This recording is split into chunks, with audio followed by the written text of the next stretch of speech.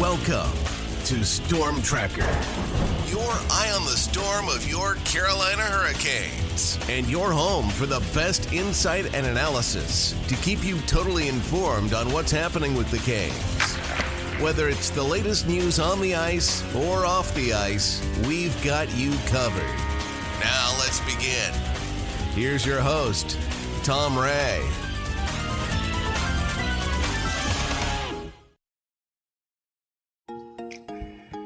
Well, after two big home wins versus the Jets and the Flames, the Carolina Hurricanes have moved into top spot in the Metro, moving ahead of second place New Jersey Devils with a game in hand.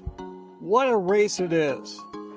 Only 6 points separate the first place Canes from the 8th place Rangers in the division. But the Canes have received great news recently as most of the walking wounded have returned, with only star defenseman Jacob Slavin still on the mend. Despite their success, there are still areas of concern for the Canes. What's been working well for the Canes? What's not working? And what do the Canes need to do to stay atop the East? As always, joining me to talk about this and more, Aaron and Katie. Ladies, lots to talk about. Absolutely. Let's do it. Okay, so I thought we'd spend a few minutes and talk about some of the players that have stood out for us. I mean, one of the guys that I know we've all liked has been Shayne Gostisbehere, the Ghost. He's been on a tear this year. He's got 18 points in 16 games. That's amazing. I think if you extrapolate that over the year, it's a big number. In any case, he's been doing it both ways, defensively and offensively.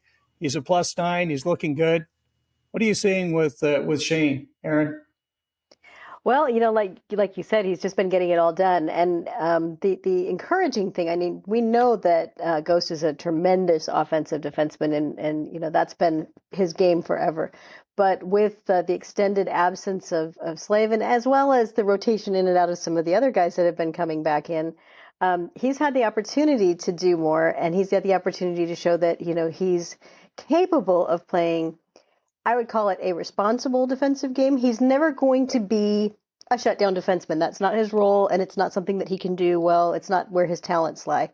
But he certainly isn't being a liability most of the time. Now, he has been on the ice for the goals against that you would expect from some of the high event stuff that happens when he's out there, especially depending on which line he's out there with, because that's also a big factor. But the high event stuff is still tilting in the Canes' favor. He's producing more than is being given up when he's out there, and you want that, with a high event player.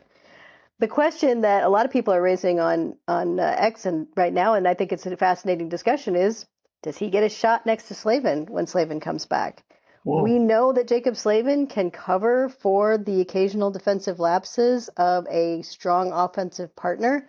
And we know that Slavin himself doesn't produce a lot offensively, but certainly creates the environment for a lot of expected goals. And Ghost might be the one to turn some of that into actual goals. So, I mean, I know that there's a lot to think about with that. They had Walker up with Slavin originally. They may be more comfortable going back to that. But he's making a case for himself, and that's kind of exciting given everything that's been going on the blue line this year with the Canes. Well, that's interesting because we did see Shayne was playing some big minutes. He's averaging, I think, over 20 minutes a game.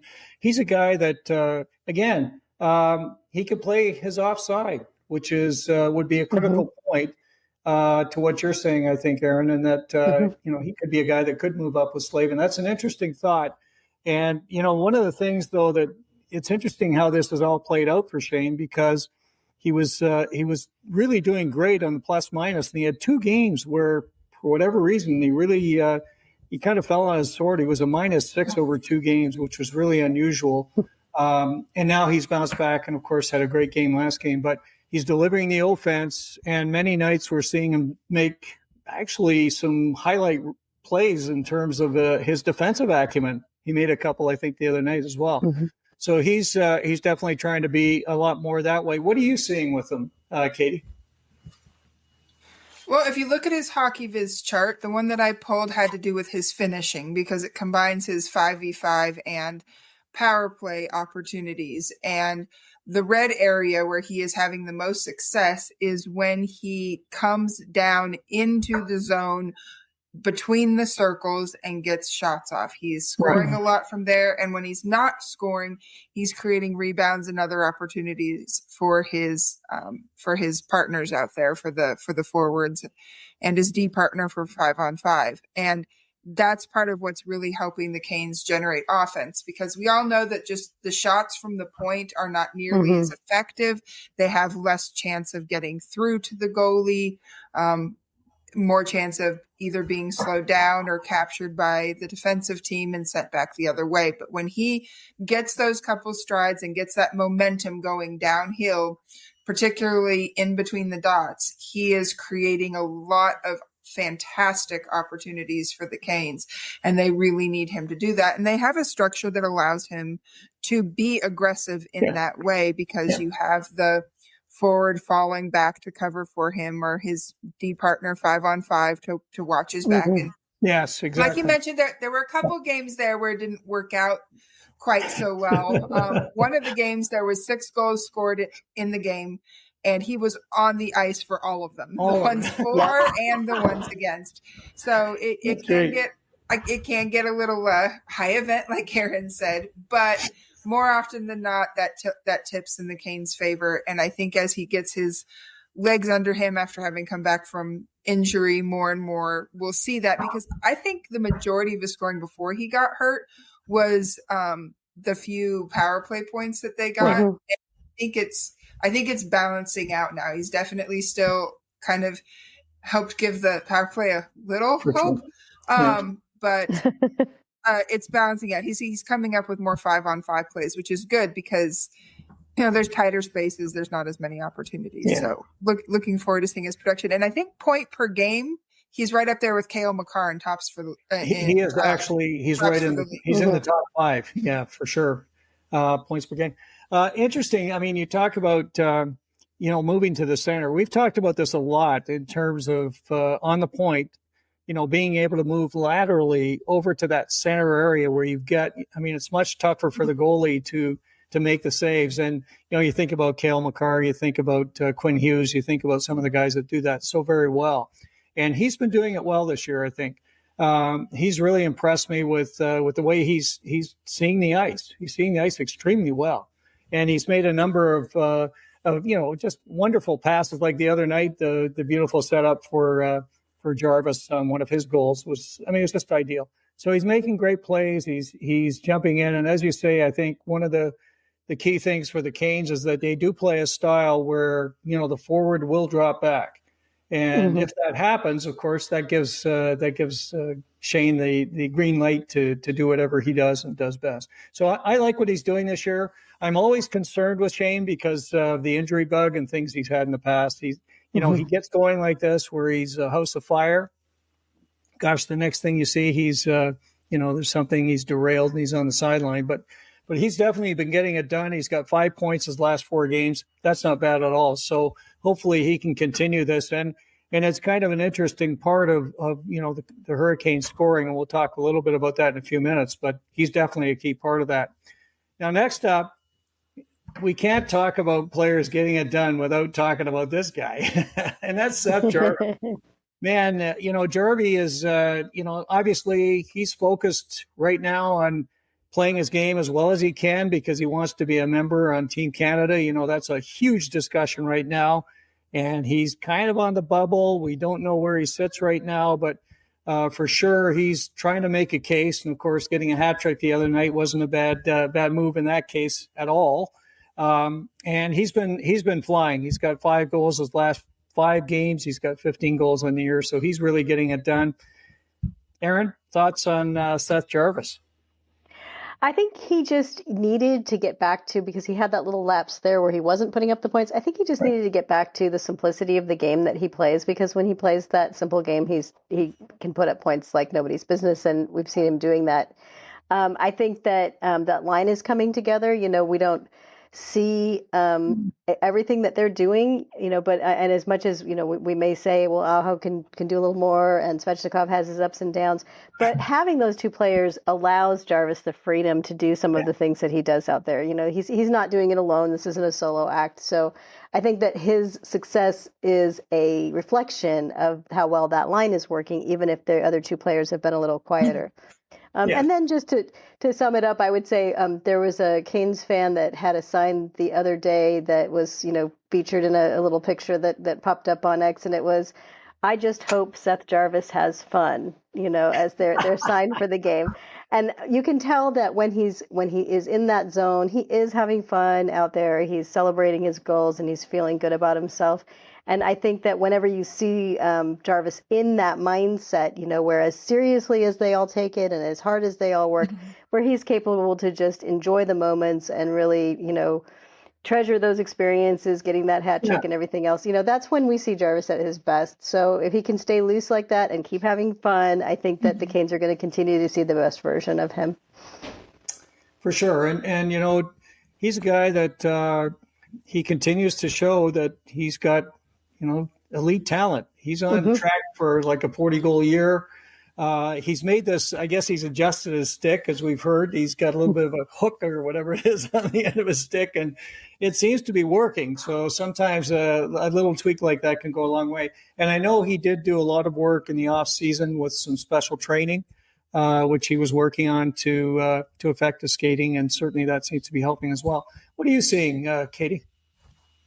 Well, if we pull up the Hockey Viz chart for his shots taken at 5v5, and it looks very similar for other situations as well, but we can see that the majority of his shots, whether it's goals scored, saves made by the goalie, shots missed, are in the high danger areas. And that is something that is unique for most of the Canes forwards. We know that they play, like I mentioned with Ghost, a little bit more of a perimeter game, trying to get the puck through, create the rebounds. But Jarvis is the one that does drive to those high danger areas. And it's part of why he has been more successful scoring goals than any of the other Canes, is because he gets in close, he gets his shot off quick, he's deceptive with how he works his shot. It depends on if there's defenders nearby. He has so many tools in his toolkit that when he gets a chance in close, there are more than one way for him to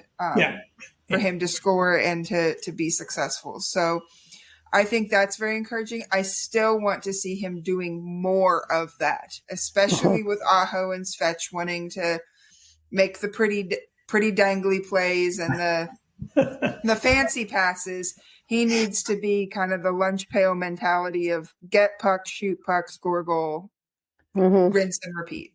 I think there's another level to his game that he hasn't quite embraced there. And I hope he does get to the point where he just decides that he is going to start putting rubber on the goalie as frequently as he can. Yeah, absolutely. Yeah. And I mean, interesting, the other night, Trev Tracy was saying that he thought Seth might be the next captain of the Canes, which I thought was an interesting kind of a weigh-in from him, because we've, up until now, it's been kind of a foregone conclusion that it would be Sebastian Aho. But Seth is, he's actually, he's a character as an individual, but he's one of those rare players that plays just a tremendous 200-foot game. And as he builds out his offensive game even more, I mean, he becomes a player that you can really build around. So I'm excited with what he's doing, and gosh, I hope he hits 40 goals this year. It'd be awesome for the Canes to have a 40-goal guy. Yep. Okay, so talking about the other side of things, and we've talked about this gentleman a number of times, and I think rightfully so.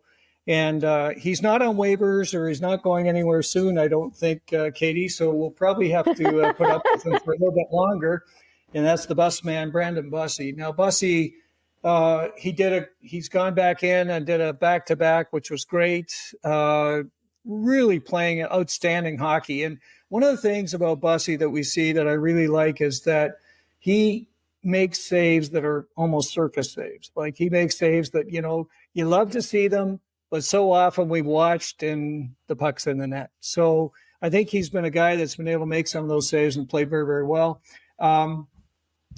What are we seeing with Brandon Bussey? Aaron? I think his enthusiasm for where he is right now, living in the moment and just loving what's happening, when he's been an AHL guy all this time and then just coming into the NHL and doing this. It's one of the most endearing things because, a lot of guys would not be able to relax and just enjoy the moment as much as he is. And he has that humility to say that, whatever they want from him is still what he wants to give them. He's not looking to be having all these back-to-back starts, and he's not expecting to be this guy that they rely on so heavily. And I think that's just, that's exactly what the Canes need from him because, it is still early and it is still a relatively small sample size. Now it's a very encouraging sample size because of how well he has done. And getting his first shutout was also very exciting. So that was a great milestone for him to hit this early in his career as an NHL goalie. So I think that there are some Canes fans that are, I think, jumping the gun a little bit as far as how excited they are about him. Sure. Yeah.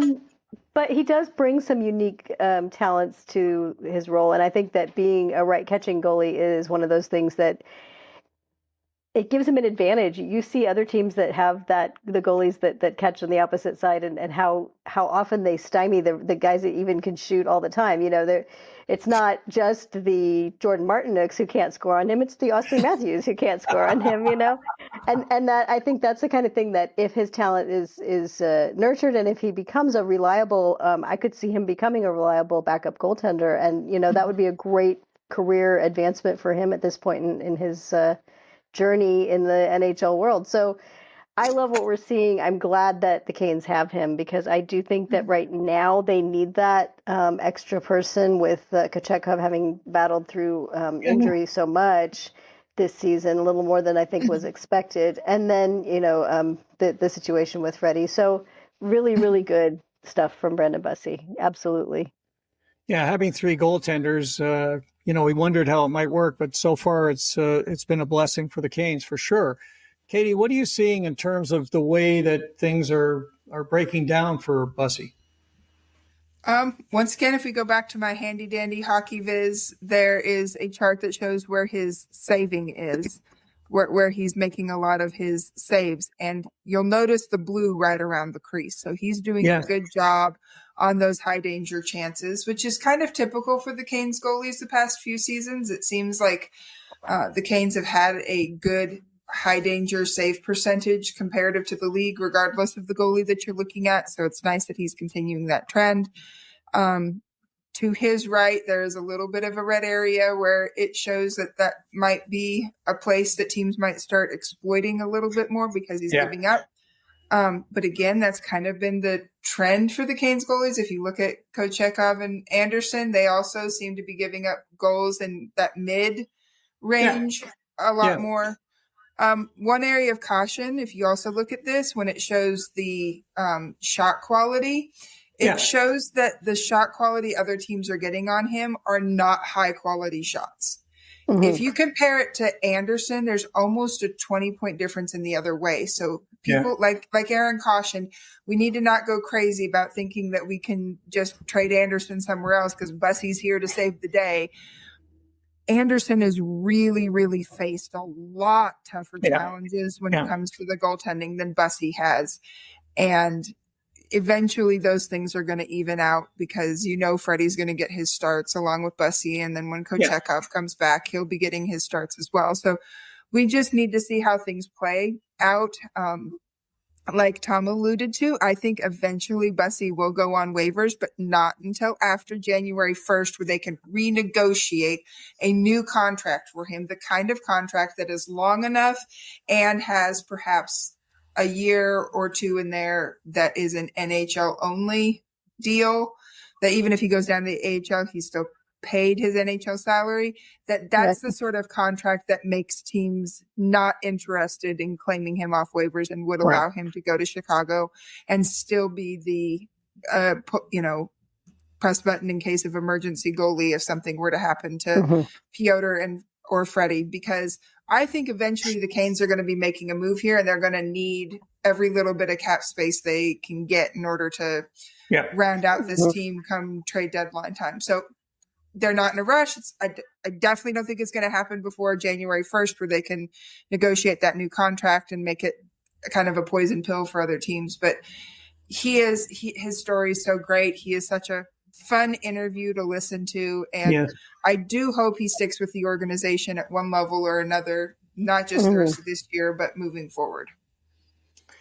Yeah, I mean, it's a great story. He's won 5 in a row. He's coming in and I think really, shoring up the goaltending. Good stuff with Bussy, and let's hope he can continue to ride this wave that he's got going for sure. Had an honorable mention I wanted to throw out because this guy, I think, steps up and just keeps doing it. And we keep wondering, when's the battery going to go? But of course, I'm talking about Jordan Staal. Jordan was on a bit of a tear. He had a number of goals in a few games, and then of course he went down and was out with an illness for a period of time, but he's back. And it just, watching the Canes without him, you just saw how critical that Jordan Staal is to the team. And particularly in the faceoff dot, of course, he's been leading the Canes by a large margin there, 57.5%. And that's been an area of real challenge this year for the Canes. So it's great to have him back. What are we seeing with Jordan Staal? Katie? I think he's just leading by example. He's going in. I like to joke sometimes when it comes to scoring opportunities, he has concrete in his gloves because it seems like he's so clunky with the way that he maneuvers the puck. But he's actually gone against that grain for some of these goals that he's scored and looked like he's turned back the clock a little bit. So those have been nice, especially the ones where he's been more aggressive and cutting towards the net and using that little flick to get the puck to go. And that's been good to see. And of course, we had the interesting wrinkle in practice today where he was put on for some reps with power play 1, which I think is in part due to face-off issues on the power play. The Canes have not been doing a good job winning the initial face-off when they get a power play. And then there's also the benefit of having his big frame in front of the goal in order to help with screening and stuff like that. So Brindamore suggested it might just be a, trick up their sleeve that they can pull out once here, once there. But Staal's doing really well. I'd like to see it and see how it goes because it could be that little wrinkle that helps to jumpstart the power play and get them out of the basement. Well, as you said, he scored a couple of goals where I had to look and say, that can't be Jordan Staal. Exactly. And doing some good work. And you know what? We've seen him on the power play before. In past years, we've seen Jordy on the power play. And he does give you that big body. He's a guy that can win the faceoffs. And for sure, the power play has struggled because we haven't been winning those draws. And, it's just like, when, start of a period or, going into overtime or whatever, Rod, he always leans on Jordan. So anyway, we'll follow it, see how it goes. Aaron, what are your thoughts about Mr. Staal? Well, one of the interesting things about his stats right now, and I was just double checking because I wasn't sure if I had that right, but he has 7 goals so far this year. But he only has 2 assists. So right now he's rocking a 24% shooting percentage, individual shooting percentage. His on ice isn't bad, but I think that's going to balance out. He's going to stop getting so many goals, but he will be contributing on the assists on some of the plays that are going on his line. So that's actually kind of fun. And I wonder a little bit about the effect of Will Carrier on Staal's goal scoring, because Carrier is not a scorer himself, but he certainly does facilitate it for his teammates, and I think that he has done that, a little bit this year too. And as far as the power play, I think you're exactly right. I know that I think it was Corey Lavalette or possibly Ryan Hinkle. One of them said that looked like the play that they were developing involved Jordan taking the faceoff and then getting off the ice for Jackson Blake to get out, just to kind of maybe bolster those faceoff wins. And of course, the only danger with that is, it would. I think that you would not want to do it on a play where Jordan has, to get off quickly, because that would be the drawback. On the other hand, if the play started turning the other way, who else would you want there but Jordan? So, I think that it could work in their favor. I'd love to see what they do with it, just because we're all dying for them to do something with the power play. I know we're going to talk about that later, but it was interesting to see them try that today. So it kind of gave us all a good chuckle out there. Well, for sure. I mean, they haven't changed up much on the power play. And, throwing a guy like Jordan out there, he's got the hot hand. I looked at the extrapolation of his numbers. He would end up with 23 goals and 7 assists. So that's so he'd still have his usual 30 points. It would just be a strange balance. That's an interesting combination for a center, right? Okay, so interesting stuff around Jordan. I think he's playing great hockey for the Canes. One of my concerns, and I've said this over and over again, though, is as the season goes on, he's being called upon to do a lot of heavy lifting. And that line continues to play hard minutes, and it's a long season. So let's hope that as we get towards the end of the season, we don't see a situation where he's played up. So we'll see how that goes. So now let's move on to what's working well in our minds. One of the things that blows my mind is the scoring of the Canes. If we watch the games and we wonder, how do they cobble these wins together? They are sitting 5th overall in goals scored per game. They're sitting at 3.4, which is really surprising. To me, it's a bit of a shock. Now, they did get off at the start of the season. They did get off with a lot of high scoring games. It's not been so good recently. They've seen that, they've seen a lot tougher scoring goals. And we've seen, as an example, some of the lines just not getting it done like they were earlier. So we'll talk a little bit about some of that. But again, what do you think it is that led to, this success? And can they get back to this success and stay up there as one of the highest scoring teams in the league? Katie? I think part of what's led to their success is, even though we'd like to see more of it, they seem to have a greater commitment to shooting. Okay. You can't score if you don't shoot. And they're getting some more transition in their game, and really pressuring. There's not as much dump and chase as there, especially from the Aho line and the Stankoven line. They seem to really be pushing the pace going up the ice. And I think that's helping a lot, because teams are expecting the Canes to just gain the red line and dump it in and go to the forecheck and try to win it back and cycle and, put it up high to the point and do what they do all the time. And some of that's still working. Some of that's still definitely embedded in their DNA. Yes. But it's more balanced. And I think that those extra tools in their toolkit are making them more dangerous. We talk about that blue line and we talk about the next man up and that whole mentality. And I got to say this is that some of these young defensemen have come in, they played big minutes. And I think they've really come in and made a difference. And of course, at the top of the list is Alex Nikishin. And you talked about Nikishin's great speed in that play that we saw against the Flames. And that was, we hadn't seen him really do that before. But he's continuing to show a lot of, plays and moves that only, top talent can do. And of course, at the same time, he's learning the game. And interestingly enough, we saw he sat out a game. And of course, that created a monster stir on the X crowd. Of course, they were not happy at all to see Nikishin on the sidelines. What are we seeing with Alex? And are we pleased with his growth so far? Katie? I'm definitely pleased with his growth so far. It's been a work in progress, especially in a handful of the recent games.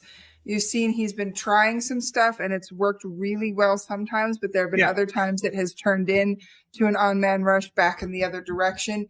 But I think also the Canes as a team, are actively trying to support him better. Right. So that those opportunities are fewer, or they're at least better covered when they do go in the other direction, in order to give him more confidence in going for those types of plays. And man, he came close in that Calgary game a couple of times.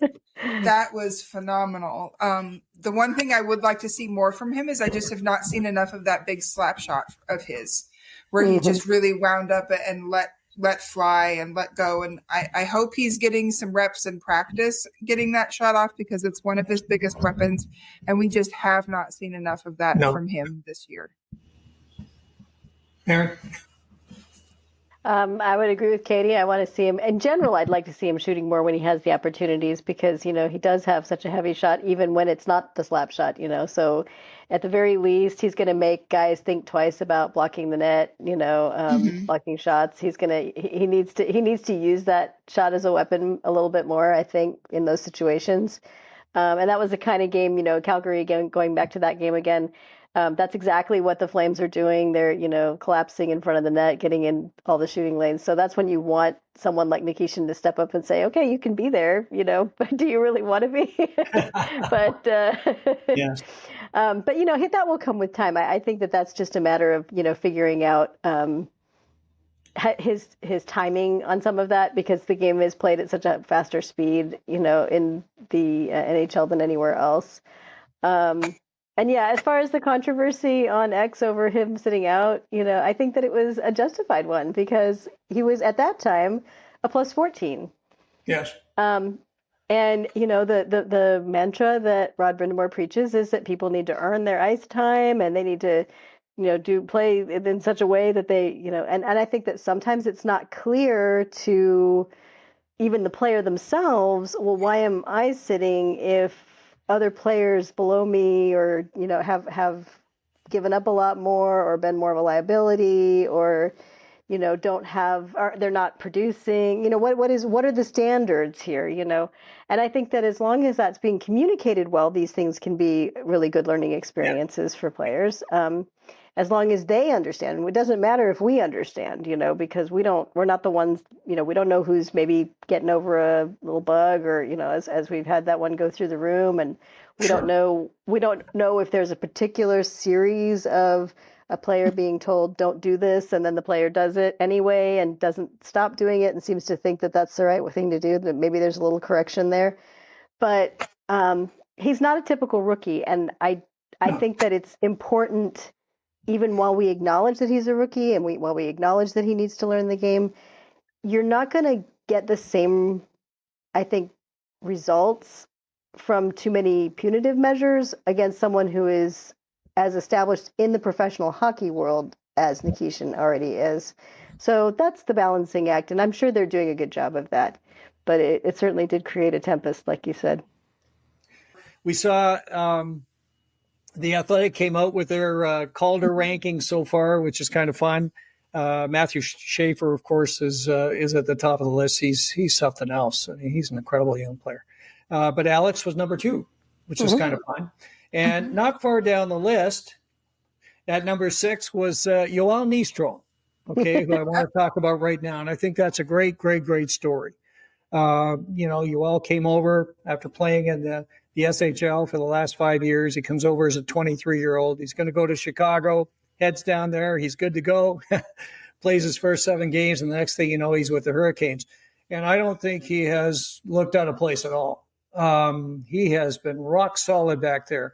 And the thing I like about him is his hockey IQ. I mean, he thinks the game extremely well. And you can see he's got challenges with size, for sure. There's some big guys coming in on him. But he finds a way to get leverage or get the puck or make something happen. And I think, he's just he's earning the minutes. And he's been getting penalty kill time, a whole bunch of stuff. And you sit there and go, wow, he's still out there. He's doing it. So, obviously I'm impressed with Yoel. Katie, what are your thoughts on Yoel Nystrom? I definitely agree with everything you've said about him. And I think part of what shows that Brindamore is growing in confidence in both Nikishin and Nystrom is that recently they have been paired together. Right. If Brindamore did not have confidence in both of those players, he'd be putting them with a vet in order to help kind of cover, support, teach the system to the two of them. And so I think it's really cool getting to see Nikishin with his size and his presence, and then Nystrom with being a little bit more nimble with his skill set, and how well that they have complemented each other out there over the past little bit. That's really been what stood out to me. Aaron? I would agree, and I would say the only thing I would add is that I think we're all, we've seen Nystrom come so close on multiple occasions to getting that NHL goal, and I really hope. I mean, I'm thinking that the plan is going to be for him to return to Chicago once Slavin is fully back. But I would really love to see him get that goal before he goes back, because he's been on the doorstep on multiple games where it's been by a hair off the pipe, which how many times have we done that this season? So the Canes in their interesting entanglement with the post lately, but I think that if he gets that, I mean, whether he gets it or not, he's going to go to Chicago with a lot of confidence, and he's going to have every reason to be looking forward to his next opportunity, and that opportunity will be there. It will. So, well, a couple of interesting things. I mean, I think I said this before. He sometimes reminds me of Brent Burns, because as soon as it comes back, he's shooting it. Like, he gets it away so fast. Like, it's incredible. It's true. Is that Burns? He's a bit smaller now, but okay. he's firing it. And I mean, the other thing, for sure with, it's not Burns for sure, but for sure, I mean, he's definitely, he's got the confidence of the coaching staff, because he has gone in lieu of Mike Riley in this last couple of games. So, I mean, I find that interesting where, the guy that's the veteran and, was really brought in to do this is sitting on the sidelines, and he's got Yoel Nystrom in there. So he's definitely got the confidence of the coach. And one thing that has really been, I think, impressive for him, and a lot of folks have talked about this, is he picked up the system very quickly. Like, he's a smart player. He just picked it up and ran with it. He seems to know where he should be. And you know what he does, and I don't know if you noticed this, but he's been out on a number of 2-on-1 breaks where, he's back. He's the lone person back. And one thing he does extremely well is he'll pick up the one forward and let his goalie, handle the player he should be handling. And, he's not trying to get in the middle of it, and then there's a pass to the guy that's open and he taps it in the back. He's doing it extremely well. And, they really haven't been beaten when he's done that. So you can see that, he's thinking the game well, and he skates well. He does everything, I think extremely well. And it's going to be tough to send him down. That's one of the things that, as you look at the Canes D, it's going to be great to get Slavin back. But boy, I'd love to keep Nystrom up there. He's doing a great job. Some things that aren't working, we're not going to spend a lot of time on this one because it's been beat to death. This is the power play. The Canes are sitting right now at 13.7% success. The leader is Pittsburgh at 33.3%. You can do the math. It's a disaster. The fact they're winning with a power play that's so anemic is actually quite surprising. Now, they've had a little bit of success recently, as you know. And last year, they didn't do all that great last year. They were 18.7% and 25th. So they have not had the magic on the power play. And this is something that, as they've gone into the playoffs in particular, where special teams are the game, they really decide who the winners are going to be normally. This is not good. So that's why they're going to start throwing some stuff against the wall, I think, and that's maybe why Jordan will be out there and who knows who else. But they have, they just have not got the magic. Any thoughts on that? I guess my main thing is, even though they've scored 3 power play goals in the past 4 games, we don't need to take that as a sign that things are going the right way. At least 2 of them have been a result of happenstance and not their process. There was the one, it was beautiful goal where Ehlers fed Svechnikov for the power play goal, but it was on the rush. That's not part of the normal power play process when they're setting up and working their system. And then there was another one where the Buffalo player ran into his own goalie and caused the net to be wide open for Ghost to shoot into. Once again, that's not because the Canes process was good. It's because the Buffalo players ended up getting in each other's way. So they've got to figure out something. And at this point, I don't know what the message is. I don't know if the message is the problem or if it's the players just being stubborn, thinking that if they keep hammering away, doing exactly what they've already been doing, that somehow the law of averages is going to break in their favor.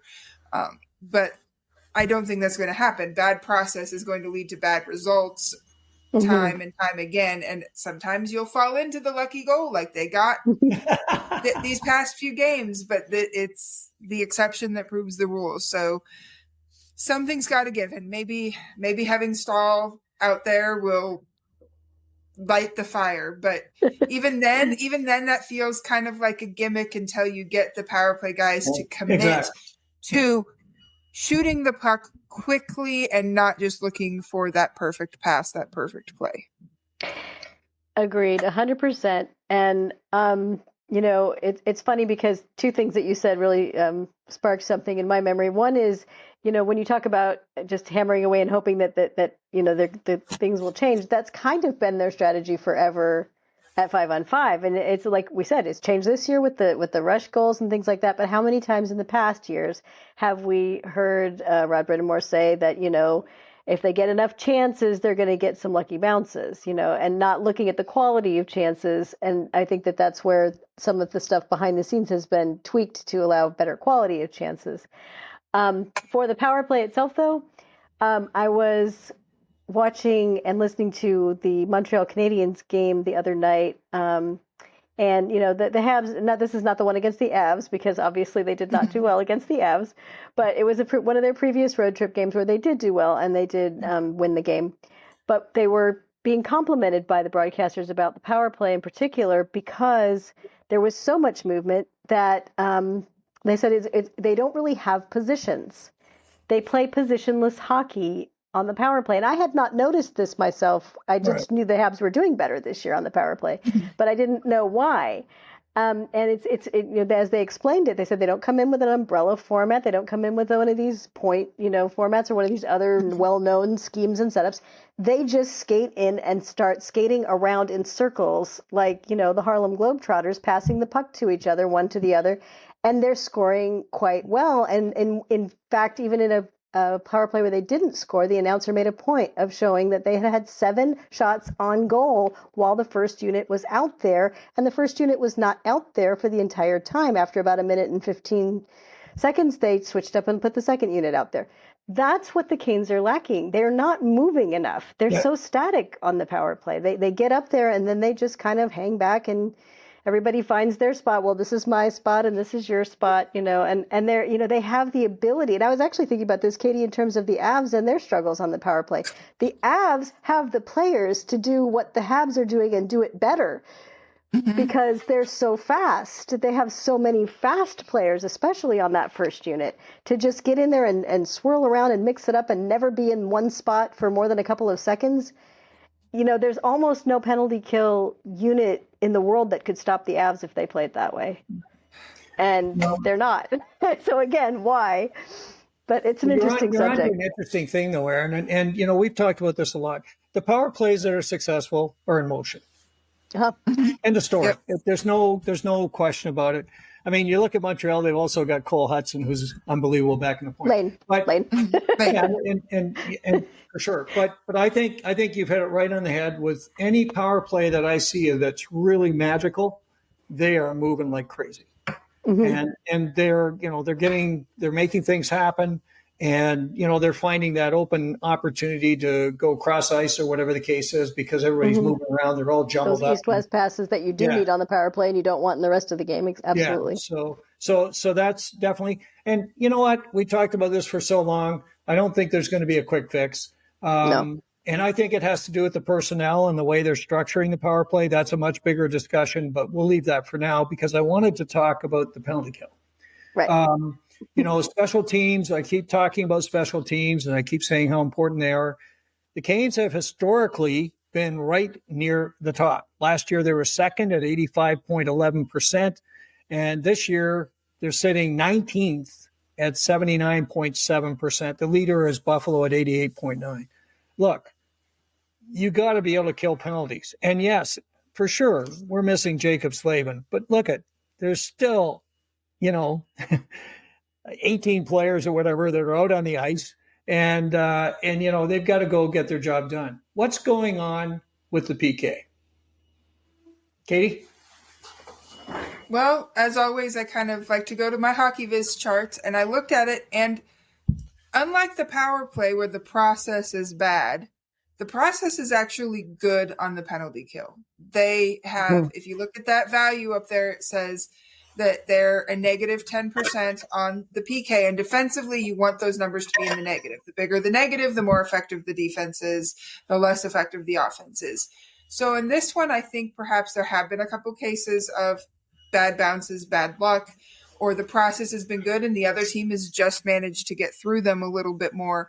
I do think the Canes are not quite as aggressive as they normally are on the PK, that they sit back just a touch. They're just a little bit tentative, and that's, in my mind, that's almost entirely due to the fact that they have had to switch up so many defensive partners on the PK.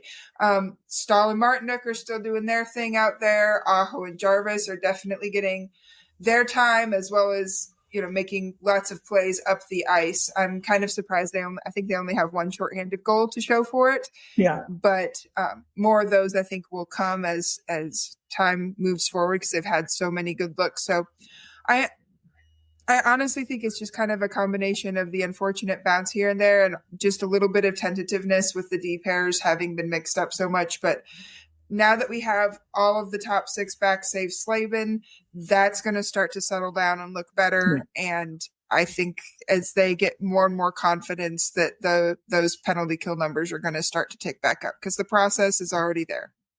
If I could add just one thing, there's the old mantra about your best penalty killer is your goaltender. Yeah. And that has been a factor that we haven't really talked about, because we've already kind of touched on goaltending, and certainly that's not something that's going to affect them down the road. But with the situation they've had with Kochetkov in and out with injury, with both Anderson and Bussy having some good days on the PK and some not so good ones, I think that's another artifact. I do think that what Katie said about the defensive pairs having to switch so much is a bigger factor, because, you really rely on knowing who your partner is and what they're doing, in those kinds of special team situations. But to a certain extent, the goaltending having been a little bit shaky here and there has not helped the PK. And that's going to get better, because, like Katie said, the process is there. Everything's working the way it should be, but the goals are going in when they shouldn't be. And a couple of times I think we can look back at game tape and say that one was on whoever was in the net. They should have had that and they didn't, because there's been at least a couple of power play goals scored where that's been the first thing Tripp Tracy has said. He'd like to have that one back. And whenever Tripp says he'd like to have that one back, that he knows what he's talking about. So you're absolutely right. They are a key part of that PK and will be important. I just want to touch on one last thing here. And that is what I call the sputtering offense concern. I've had this for a while. The Canes started fast. I mentioned before, we're starting to see things like, the second line has really, really struggled lately to get anything going. For sure, Logan Stankoven, haven't seen much from him. And Jackson Blake, he had that all-world game, and then he's not done much since then. And, you see these small guys, they're getting pushed around. They're not getting room. And it concerns me as we move along in the season and we get into these tougher games. And boy, it seems like every game right now is almost a must win, because the division is so tight. I mean, It's unbelievable. You watch these games and these teams are just fighting, tooth and nail to try to win these games, because everything is important. Just not seeing it. And the face-off concerns with Logan and so on. And some of the days I think that Sebastian Aho's almost missing in action. He gets a point here and there. But, again, smaller players, it's tough slugging. What do we think as we look forward to, the next part of the season and some of the challenges we're seeing offensively? Aaron? Well, like you said, Jackson Blake has been a little bit quiet lately. He has not had a point, I believe, in 5 games. Yes. But the bigger concern is, as far as production goes, is Logan Stankoven, because Stankoven has had no goals in the last 10 games and only 2 points in the last 10 games. And when production like that falls at 2C, as we know from years past, that starts to impact the top 6 and their ability to score. So the center on the second line needs to be driving some offensive play. Now, I know we're calling it the second line. We still know that how Rod Brindamore numbers his lines. And that is actually something else that I think I should point out, in fairness to Logan, because I know that Rod is still 100% on board the Stankoven is our 2C guy, Yes. train. That is where he's parked his planted his flag. But he's not getting the ice time that he was getting in the beginning. At the beginning of the season, the Stankoven line was getting was right there under Aho's line, and then the Staal line followed that, and then the fourth line followed that. And that was, an encouraging sign to those of us that really want there to be an actual 2C on this team, Yes. not just two. We have our Aho line and we have our Staal line, and then we have 2 interchangeable bottom 6 lines that we don't really label and we don't really number because they're both, We've seen how that's worked before. It's never gotten them through the playoffs. It's never gotten them deep into the playoffs, because that's when you're starting to do those matchups against other teams, very defined, very high identity lines, and it doesn't go well. So I'm disappointed that Stankoven's not getting the ice time that he was getting in the beginning. I'm disappointed to see his ice time fall, into that area where he's kind of neck and neck with Staal in terms of, minutes played, at least before the Staal went out with the illness. Because if you want production from that line, it's the same thing I've always said. And you guys know me, that it doesn't matter who's occupying 2C. It has nothing to do with the specific player there. If you want your 2C to produce like a 2C, they cannot do it if they're playing 15 or 14 minutes a night. Yes. It's not going to happen, because you can't get those levels of production with that kind of ice time across the board unless you have the kind of player who is just more than capable of doing that, and those are rare. Now they're playing with one of those guys. They're playing with Nikolai Ehlers, and he is one of those guys who managed to produce 60 points while playing a little below 16 minutes a game. But I don't think it's fair to expect Logan Stankoven at his age to be able to produce like that on that line with the ice time dropping, And that could be a factor for Blake too. I haven't looked as much at his TOI, so I don't know how much ice time he's getting right now. But you want these guys to score, they got to be out there, and they got to be out there for some good lengths of shifts, not just a number of shifts, but they need to be out there long enough to create that havoc that we were seeing in the first part of the season, because, they were wearing other teams down, and we want them to do that. So that's my concern. Katie? I think part of it is I want to see a little bit more bulldog come out and somebody on one of the top lines to take control of a game or take control of a shift even, and put their head down and say, I am going to drag this team kicking and screaming into this game so that we can win the game or tie the game or whatever it is. And it just feels like they're waiting for somebody to do it, but nobody's actually wanting to be that person. It needs to be Aho to start with.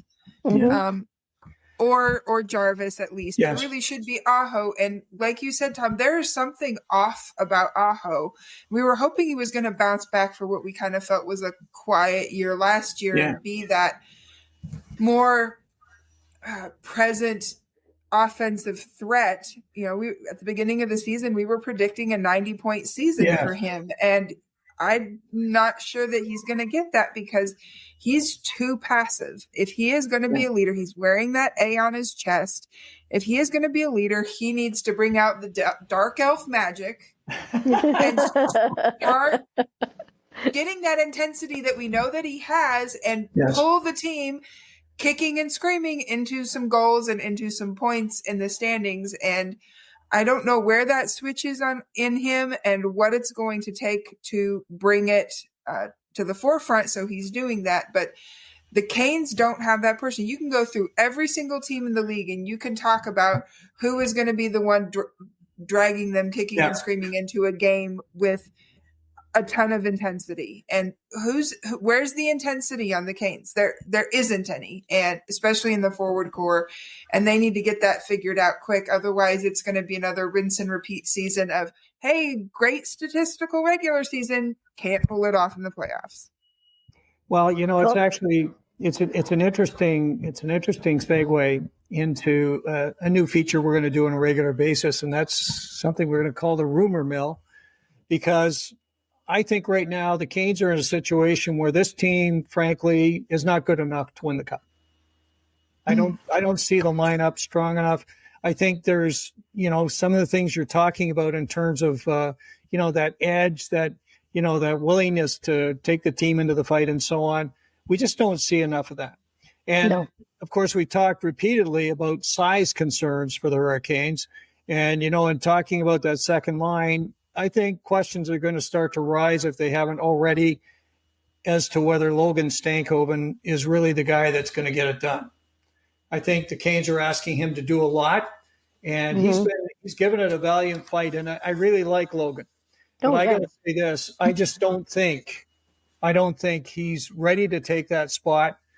And I think what's happening is the self-fulfilling prophecy, as you said, Aaron. His ice time is getting diminished, and so then it becomes it's a bad situation all around, because he doesn't get the opportunities with his line mates to get it done. They're not getting it done. Blake, man, I thought this guy's going to have a huge year. Now he's quiet, really quiet. And again, as we get into tougher games, you wonder how the a line as small as their line is going to do. So, there've been a lot of discussions going on in the rumor mill these days. Of course, the Canes are always involved in it. We had a bit of a situation that popped up on Andrei Svechnikov. For some reason, a whole bunch of noise came out that, when Svech wasn't playing early in the year or wasn't playing well, he would be willing to move to another team. Well, this is, where would that come from? Like, that's kind of crazy. And of course, then you get guys like David Pagnotta coming out and saying, well, yes, Svech is the guy that they would probably include in a deal for a blockbuster, premier player. So, you've got all this noise going on around the Canes. And, then the other day we heard that Don Waddell was visiting the Canes and hung out he was probably up at the food court and checking up with the guys.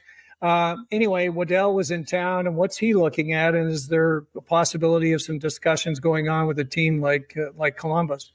Okay, just wrapping up. An interesting thing that we heard today, which really threw me off, just going to mention it, was Cal Foote signing in Chicago. That's weird. Don't get it. Anyway, we'll move on. Wanted to go to closing thoughts. We've got this is the big 7-game homestand for the Canes. We're 2-1 right now. We got 4 big games coming up. What do we think as we wrap up? What are our thoughts, Katie? I think that the Canes need to be very intentional about going and winning all 4 of them. These are teams that have struggled, teams that are on the outside looking in for a big, for the most part, and you gotta bank the points when they're in front of you. You can't go and play the division leaders until it's your turn to play them. And so they need to bank these points. They need to get themselves in a good position in the standings, refine their habits, improve in the areas like the special teams that they're struggling in, so that when they do meet those harder opponents, they're ready and they're giving themselves the best chance to pull points out of those matchups. Yeah. Aaron? I agree with you that they should absolutely try to win these games. These are games they should win. I think I will be happy, relatively speaking, if they get 3 of 4. Yeah. And even if they maybe the 4th one, if there's maybe an overtime loss rather than a regulation loss, I just looking at who they've got, the Leafs are certainly not in good shape right now, and the Canes should beat them. But every game with the Leafs is weird, as Steve Dangle says. Every single game between the Canes and the Leafs ends up being weird. So you have to allow for that weirdness.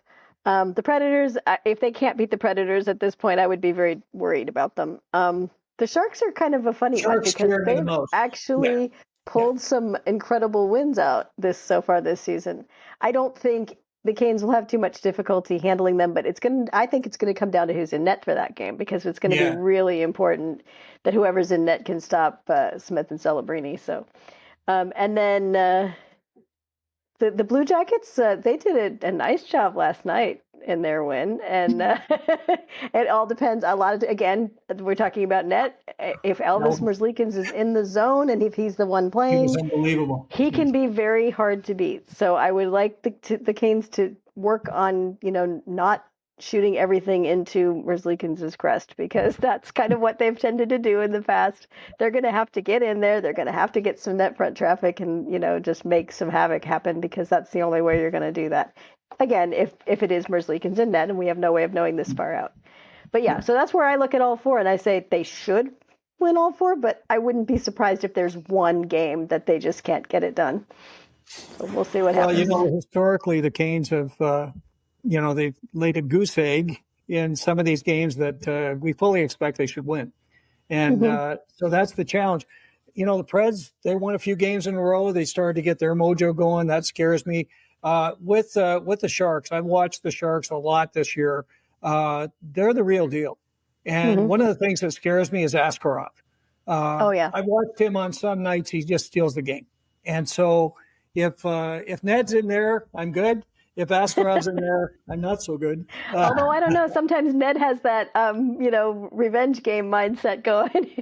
Yeah, and actually he's been playing quite well this year. But yeah, they're a fun team to watch, so that'll be a great game as well. But yes, I think the Canes have to really, in order to stay where they are in the standings and hold their position, quite nicely, they've got to win these games. These are must-win games for them. And as we look at that standings with just 6 points between them and the Rangers, who are bringing up the bottom of the division, boy, I'll tell you, this is frightening. This is really frightening. And it can change in a hurry. We're seeing some teams like Washington. They won 4 in a row. They moved way up in the standings. Okay, so they're right behind us. And so now you've got folks starting to get their mojo, and you always have to worry about, so the Rangers at times seem like they're going to do something serious. So, it's tough, and you just got to be smart about it. In any case, we'll be watching closely. It'll be a lot of fun. We'll be all over this. Hopefully we can look back at these games and say, hey, that was a job well done by the Hurricanes. But it's kind of a work in progress season. And I think that's how it's going to go for a while. They're going to win some and then lose some as well. So anyway, as always, ladies, it's been great talking hockey, and lots to talk about these days. And I'm sure that as the season goes on, we're going to have more and more, because it's a great season this year. It's just so much fun, and all these games are so meaningful. You're on the edge of your seat the whole time. So it's great stuff. Anyway, for those of you who've been watching or listening, of course, we're delighted you spent time with us. If you have any questions or comments you want to make, just leave those down below. If you like the episode, please press the like button. And of course, if you want to be alerted of future episodes of Storm Tracker, please press the subscribe and the bell buttons, and we'll get the information out to you on those just as soon as they're available. As always, we thank you so much for spending time with us, and look forward to getting together with you real soon right here on Storm Tracker.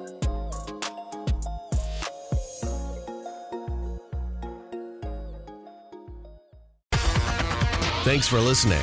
Be sure to like, subscribe, and tell your friends for everything with the Canes you need. Storm Tracker.